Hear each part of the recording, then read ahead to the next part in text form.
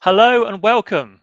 I'm Dan Fisher from the Raspberry Pi Foundation, and I'm so excited to have so many lovely people on the call today. Thank you for taking the time to join us on our live Q&A. We are live at 3:30. This session is part of our wider National Careers Week event series, where we'll be talking with two guest speakers, Jess and Ashley, about their careers in computing. It's my absolute pleasure to introduce my guest, Jess van Brummelen. Jess is a human-computer interaction research scientist. More on that later. So we're going to be discussing how she navigated her way through school, college, academia, and how she ended up working for Niantic, the visionary games company behind augmented reality games such as Pokémon Go. Hello, Jess. Hello. Hi, how are you doing today? I'm doing well. How are you doing, Dan? Yeah, good. Are you ready for a grilling? Yeah, hopefully. Okay, I'm sure it'll be fine. Don't worry.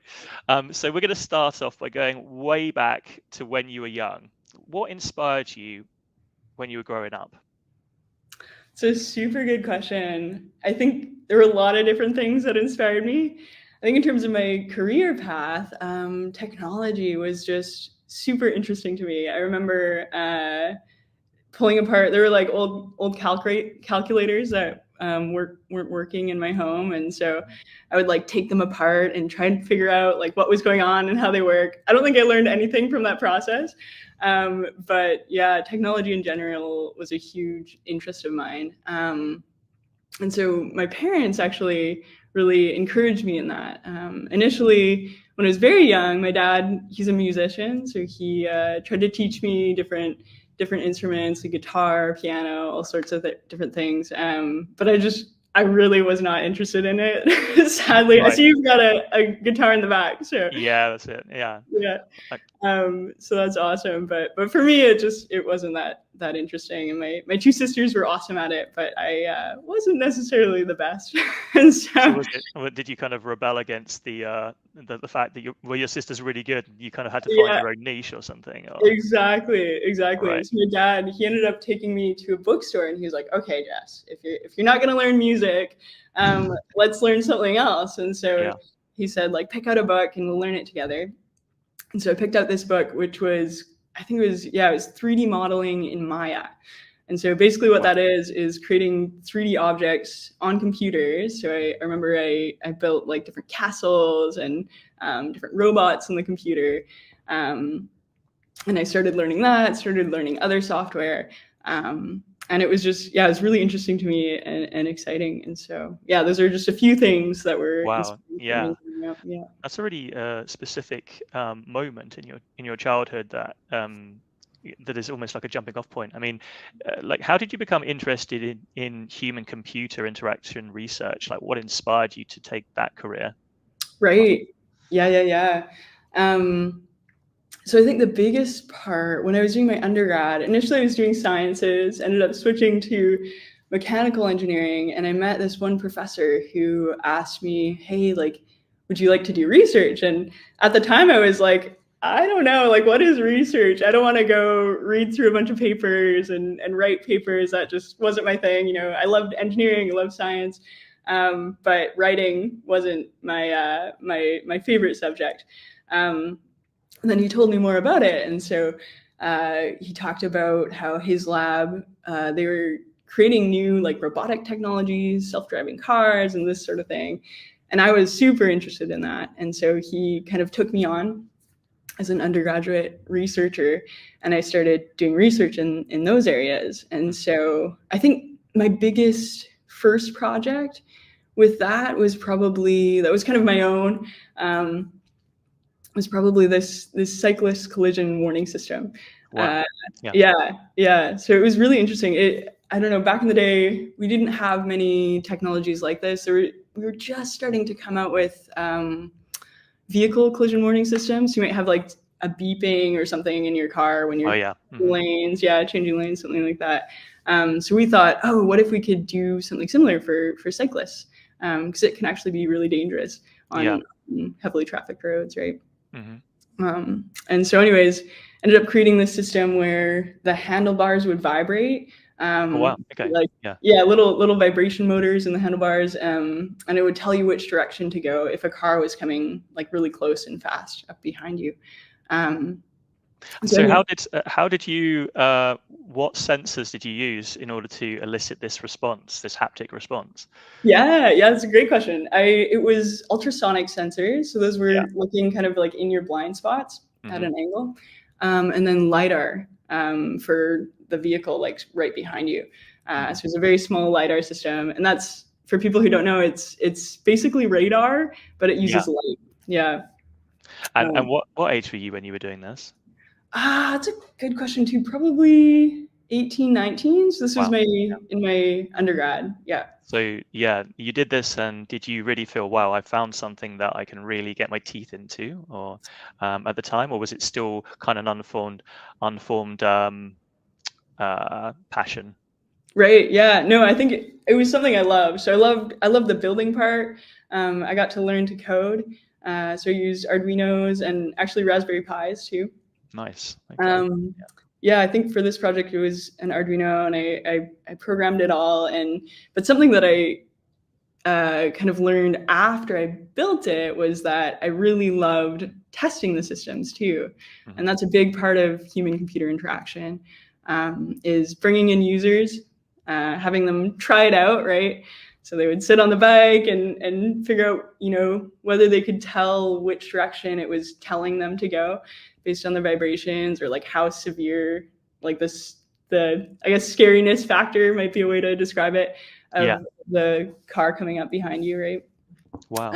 And so just figuring out whether what I built was actually useful and interesting, and usable for humans was like something I was really, really interested in too. So yeah, kind of ended up pursuing that afterwards. Fantastic. Yeah. So I mean, you've had a pretty strong career both in industry and academia. Um, so what academic path, if, I mean, obviously you've got a lot of students on the call, they may be thinking, oh, okay, that sounds like that's at that point, but like, how did you progress through your different stages of your academic career before that, like, and like after that as well? Yeah, totally. So I guess the system here is a little bit different. I feel like you specialize a little earlier in the UK than you do in Canada, where I'm from. So high school, I kind of took every subject, that's including arts, English, and social studies, and maths, and all of that. So it was pretty general then. And then once I started my undergraduate degree, I started in sciences. And so I mentioned that, but I pursued that initially because my older sister was pursuing like a medical career, Right. and I thought, oh yeah, that would be really interesting. But I get a little queasy when when I think Okay. about So things. so the sight of blood and things like that, you're not so good with that. Yeah, exactly. And I think Okay. that if I really had wanted to pursue that, I think I probably could have gotten over it. Mhm. But I ended up actually taking an engineering course just as an elective. Mhm. And I had no idea what engineering was at the time, but it was this course called Engineering CAD CAM. And what it ended up being was kind of drawing in 3D, and then also creating 3D objects on the computer, just like I did when I was very, very young. And I was like, oh man, I could actually do this for my career. This Yeah. could be a part of it. And so that course kind of was a big factor in convincing me to switch into engineering. Yeah, so then I pursued mechanical engineering, did that degree. And what I also found there was that I really enjoyed computer programming. So we did a little bit of this in mechanical engineering. Mhm. And I thought, oh man, if I could do more of this, it would be really, really cool. Like maybe I'll add like a specialization, or do some computer science courses on the side, something like that. And actually, my research professor was like, "Oh, you could do that, or you could go to grad school, like Mhm. take a master's or a PhD, Mhm. and learn how to code there, and kind of dig into it a little bit deeper." And I was like, I don't know if I want to do more school. I see. Okay. Yeah. But I ended up applying anyways, Mhm.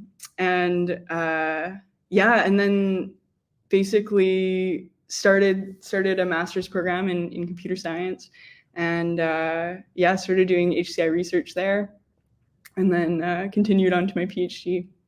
Yeah, fantastic. And so at times there must have been moments that made you pause and reflect and were perhaps more challenging than other moments.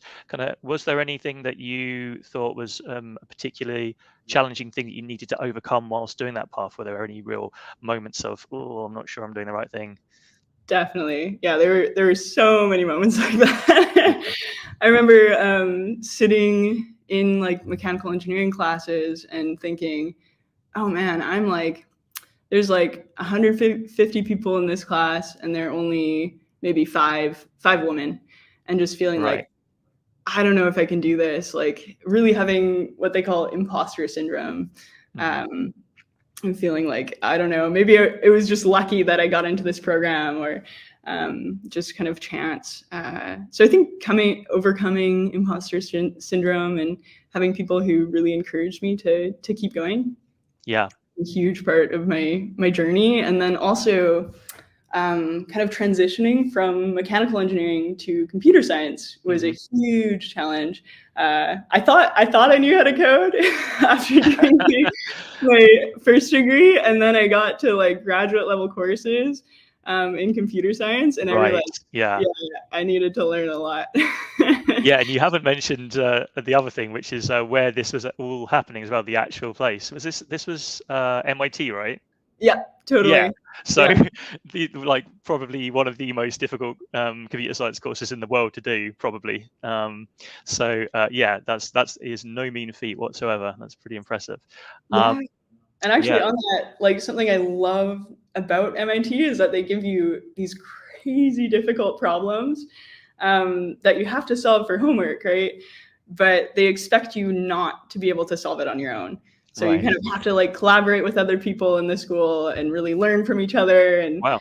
help Yeah. each other on the problems and try to solve that. So That's really cool. Yeah, sort of a project-based learning approach that totally. rather than everything being completely abstract, you're actually learning to collaborate and not just be, sitting in your own lane. So, which is what life is like, right? Sets you up for being great at going into like most situations in industry as well. Speaking of which, let's move on to your current role. So, you currently work for Niantic. They're famous for making augmented reality games like Pokémon Go. Now, I have a sort of a confession around this. I loved Pokemon Go when it came out. I loved it so much that I was playing it on a bus once, stepped off the bus and sprained my ankle, and which was not good at all. And I know a couple of other people at Raspberry Pi who also sustained similar injuries. So yes, we are big fans of that and other games from You're Niantic. not the injuries. Yes, exactly. Yeah. Yeah. But before we continue on, would you be able to just define for us what augmented reality means? Definitely. Yeah. So basically, AR is adding anything virtual to the real world, to your reality. In Pokemon Go, typically that just means, oh, you're walking in the real world, you see yourself on the map, and you might see like other points of interest, so like statues or things like these, and you can interact with them in the game world. Mm-hmm. Another part of augmented reality is like visual augmented reality. So you might pull out your phone camera, and maybe I know there's this one app that's a great example. It's the IKEA app. So you pull out your phone, you look at your room, and you like tap to place a piece of furniture, so you can like imagine essentially what it would look like having that piece of furniture in your room. So it's adding like a virtual object to your real world. Yeah. Yeah. And there's other types of augmented reality too. So it might be like audio based. So if you're in one room, there might be someone speaking to you or like certain music. And then if you go to another room, then you might get different audio. Yeah, I So remember having a yeah. sort of augmented reality experience at the Roman baths in Bath, which was pretty cool. I Oh, think no way. Bill Bryson takes you around, and then it kind of like you look on the app and it brings everything to life, which is pretty cool. Oh, that's Um, awesome. but going back to your work at Niantic, so what does the day in the life of a HCI research scientist look like at Niantic? Yeah, so it's super varied. I think that's something I love about my job is that one day I'll be like reading research papers, trying to figure out, what my next research idea or thing I want to build is. The next day I might be actually building it, so programming, designing it. And the next day I might be bringing in users and having them test it out and seeing what they say about it. And then, and the kind of end result of a project like that would be to write about it and to analyze the data. So you do statistics, and then you also, use those English skills and write about what you've done, and then you try to publish. Yeah, and so like, what are the unique challenges that you face when researching augmented reality compared to other technologies? Super good question. Yeah, AR is tricky because we don't really have like what they call a killer app. So something that has really went viral and people use every day. Other than, kind of location-based, Pokemon Go kind of went viral, right? Yes. But there isn't a ton of like visual AR, for instance, that is used on a daily basis. So trying to figure out use cases for AR that are really valuable to the user. So one example is kind of making things that are invisible visible. So if you're learning about let's say like electromagnetism, and you want to understand like which direction the magnetic field is going or something like that, you could use AR to actually show people, oh yeah, like the coil is going this way, and so the field is going that way, and that sort of thing. Yeah, that's pretty interesting. I never really thought about it like that before, but it's like there's a sort of value judgment there as to like whether adding AR to something actually adds something to the experience, or is just an extra bell and whistle, right? And that's kind of interesting. Like, how do you is there a sort of set of like, or a standardized set of guidelines that like people adhere to, or is it really like a company by company basis? Right. Yeah. So there are some standards for AR and creating AR things. I think there's more general kind of usability standards for other technologies. So like web, you want to make sure things are easy to use and learn. And there are similar ideas that can kind of be applied to AR, but we're still looking for even more guidelines or ways to make AR super usable and easy to understand. So just one example from like my research is I wanted basically to have a user tap on the screen and place something over top of a statue, and basically have the user like figure out or tell the system how big that statue was and where it was. Right. Yeah. But what I found was it's really, really hard for people to estimate, or for anyone really to estimate where like a virtual object is in the real world. It's just like, it's awkward. It's hard to like size it. And because you're in 3 dimensions instead of 2, it's just way, way, way harder. And so what I ended up doing was, instead of doing that, I used AI, so computer vision model, to have the user like tap on the object, and then it would estimate like all the different pixels of that object, and then the system would estimate the size and the depth of that object. So simplifying things is a huge part of making AR. Yeah. So when you're prototyping these things up, do you have so do you cross collaborate with a bunch of different people within your team to like create those prototypes, or is it just like you writing the theme tune, singing the theme tune, everything? Yeah, honestly, so on my team, I'm the first HCI research scientist. Okay. So I actually do a lot of the building myself, a lot of the designing myself. But I definitely do collaborate with other people. So there are people who know computer vision, for instance, way better than me, and so I'll ask them different questions. And other people are really great at prototyping too, so I might ask them questions and bring them into my project a little bit. But yeah, for the most part, I've been prototyping myself and then testing it out on a lot of people in my lab. Yeah. Amazing. Yeah, that's not something I would have thought about, to be honest. Like, but like, yeah, to have all those cross pollination of skills in one person. But like in terms of like your collaboration with like the rest of the organization, how do you collaborate with the developers, the designers, other team members to make sure that everything is integrated into a game's development process? Right. Yeah. So it's interesting you asked that question, because I think there's a career that does that really, really well. And I think that's kind of the UX developers or Right. UX designers. Hmm. And so they're like tightly integrated with the games teams, figuring out where to lay out different buttons and how the map should look and these sort of things in our games. And my job is actually a little different. So I still kind of collaborate and try to get my ideas to other teams, but kind of the purpose of my role is to think of crazy ideas that have a high likelihood of failure, Right. but would be really, really cool if we got them. That's amazing. So you're the Imagineering department, and Yeah, pretty much. somewhere Something like further down the line, like those things, you see those things come to fruition. You're like, oh my god, I did that. that. Yeah, Yeah, oh, that's so cool. yeah, Okay, yeah. um, so like, so once you were mentioning about the process earlier, Mm. and you've prototyped things, you found something that works, you've tested it with different groups of people. How do you get that research out into the world, the wider world, to influence like broader game design and technology?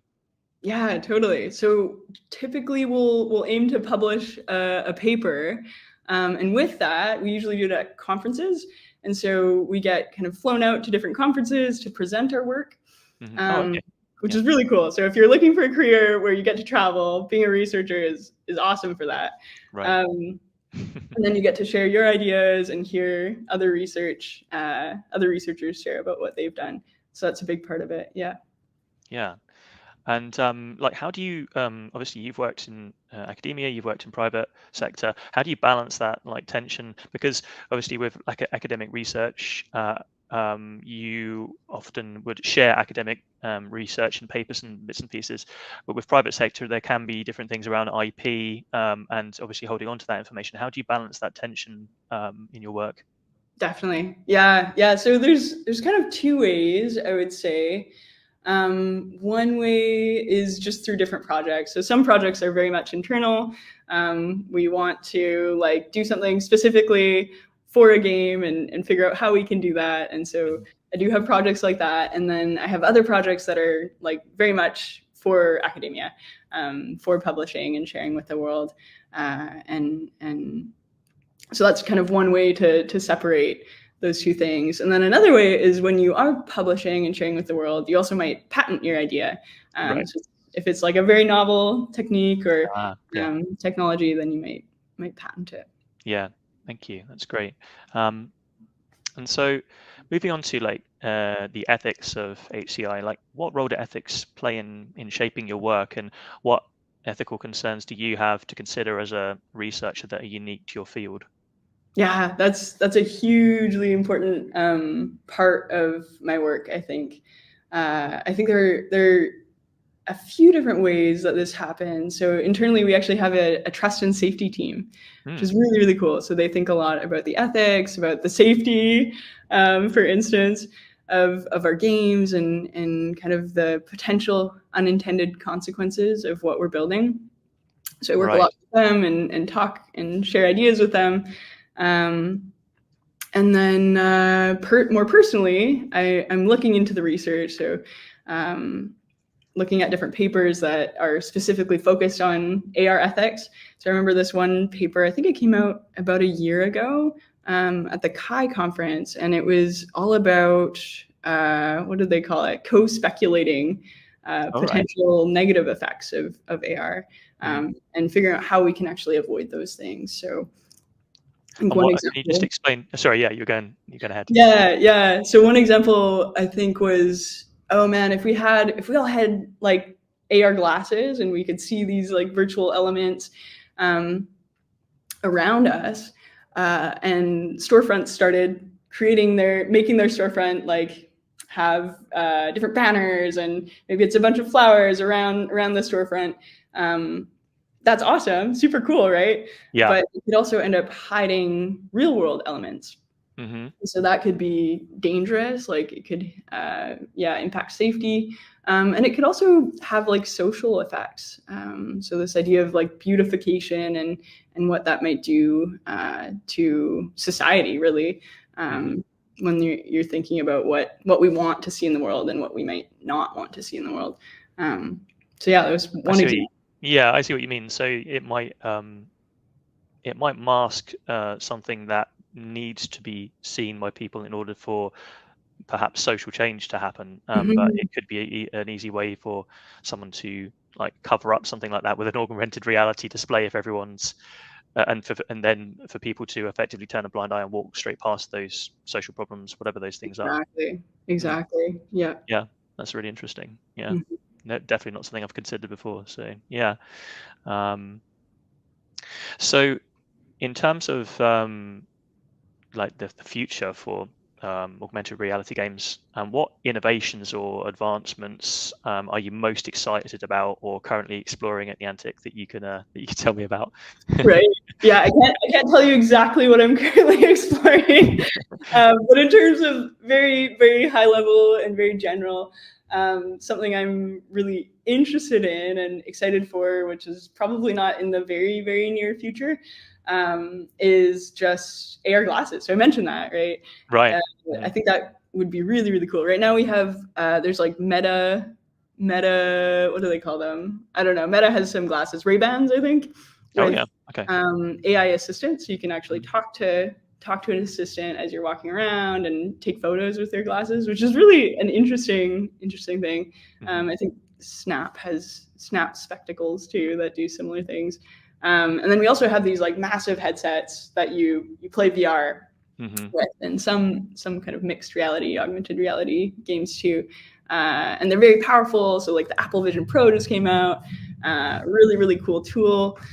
But we don't have that kind of in between where you have glasses that are kind of normal to wear, right? But you can also see like visual AR with them, and I think the reason I'm excited for that to come, I'm hoping, is because right now we're constantly, like, as you're walking outside, if you're like looking at a map, or even with Pokemon Go, you're looking down at your phone. You're not like looking up into the world and seeing what's around you.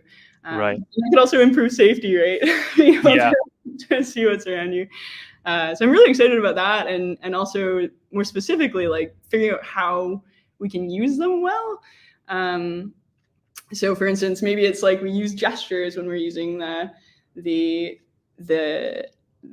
glasses to interact with the technology, or maybe it's just like a speech-based system and that sort of thing. But really, really curious to see how it all plays out. Yeah, there's so many things that are probably in development right now, and still a bunch of kinks to be worked out of them. But yeah, I think that's really cool.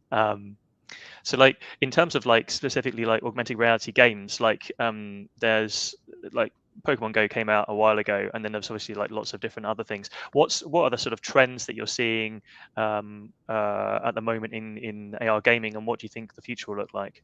Interesting. Yeah, so there's a lot of different AR games. So actually, the team I'm on is called the platform team, and so we build a system so that anyone can create their own AR games, which is really, really cool. So there are all sorts of companies that use it. One is, I think it's called Skatrix, and they're doing like a skateboarding AR game.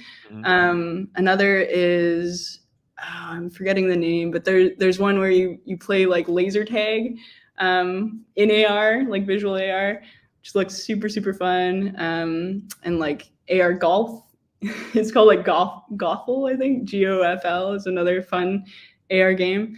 And so there's a lot of different games that are slowly emerging and being built on this platform. And I think, yeah, there's a lot of things that Niantic's trying to do to make it easier and easier for games to be developed in AR. And so I'm really hopeful that some killer apps will be created, and we'll get to see more AR out there. Thank you. Yeah, I think that's going to be really interesting. And I mean, there's so much talk about AI at the moment that some of the other technologies just aren't getting the column inches that they used to. But I mean, there's I think there's certain things that will. I mean, obviously, we talk a lot about the metaverse and some of the huge developments there.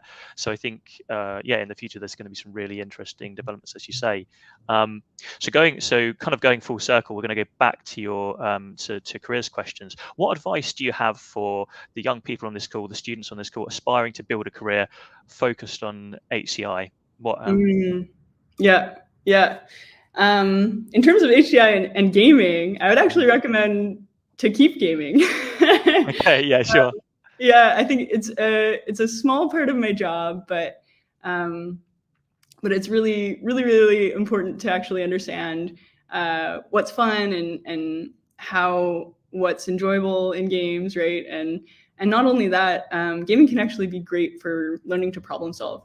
And there's been all sorts of research in terms of actually positive aspects of gaming. So that's one thing. Another thing is, I think just going back to how I felt like in mechanical engineering and in my classes and feeling like, oh, I'm really an other here. I'm not someone who is like the standard computer science or engineer out there. And so I would encourage students to pursue that anyways, because I think it's so important to have diversity in these types of careers, especially technology, because it goes out to so many different people and can really affect society. And so if we have many different people from various backgrounds and cultures, and then we can kind of create technology that's better for everyone. And so that's another thing I would encourage, students in. That's great. Hey, thank you. That's fantastic. So we're at the part of the session where we're going to take some questions from our lovely students who are on the call. So we've got a question from Dean, and they've asked, what is it about technology that you find the most interesting? Oh, that's a great question. What do I find most interesting about technology? I think there are lots of little things. So I think figuring out what the best way for people to interact with technology, that's basically my Yeah. job title. But it's hugely interesting to me because I might build an app, right, and totally understand what I'm doing with it and how I want people to use it. But then when I bring it to someone, they might be like, oh, I totally did not understand that, or I wouldn't find that useful at all. Like, why would you build that, right? So talking to people and figuring out what's interesting to them is actually a huge part of why I find technology interesting. Yeah. And then just the ability of technology to have actually positive impact. I think that's huge. A huge reason why I'm at Niantic. Like, for instance, our goal is to get people outside and playing together and walking around together. And so I think being able to see that coming out of the company and out of our apps is really, really cool. And so anything that hopefully has a positive impact on people is really exciting to me. Absolutely. I think as adults, we don't get as many chances to play as we used to when we were kids, and sort of being given almost permission to play and permission to explore and have fun, I think it's a fundamental part of staying happy, in the modern world. Really, you have to do those things. So I'm sure it must be fun to be part of that process and providing that for millions of people around the world. We've got some more questions, so I'm going to move on. We've got a question from Callum. What does the process of coming up with a project look like? Yeah, that's a really, really good question. I think my default starting point is to look at what's out there already. So looking into the research, seeing what people are building, looking into other companies, what they're building. and then thinking about like jumping off points. So, someone built this really, really cool thing. Could we improve it, or think of something that's like related but hasn't been done before? And so I might start by looking there, and then bring in like other people to brainstorm together. Often we'll have these meetings where we do something called sketching, which is basically you write out like 3 initial ideas you have, and usually it's like with drawings and different things, and then you have it on this piece of paper, and you move over one seat to someone else's paper, then you like add to it. And so that's a great way to kind of iterate on your ideas and make them better. I did something like that recently in a meeting. Oh, yeah? It was really good, actually. Yeah, first time I'd done it. Yeah, Nice. yeah. So it's really interesting that you guys do that as well.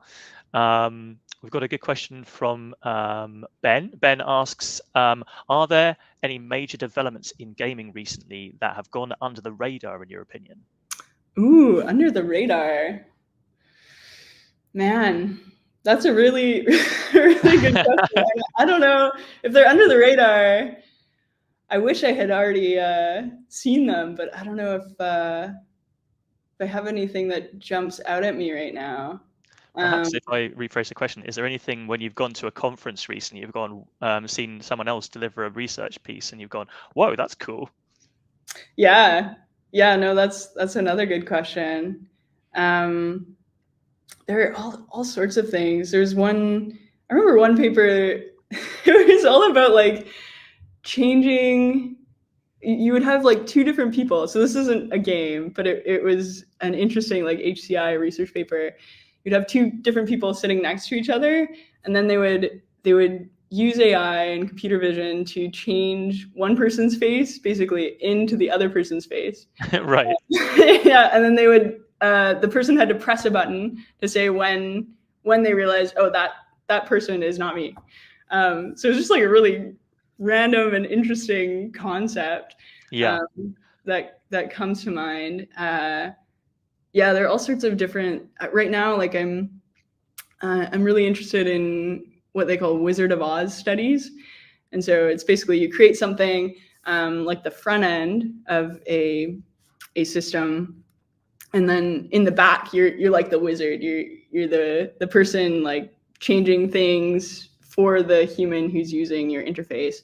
So it might be like you're typing out the answer, ChatGPT's answer, without ChatGPT actually answering it. Yeah, the human behind the scenes. And so there are all sorts of things in AR to help that process.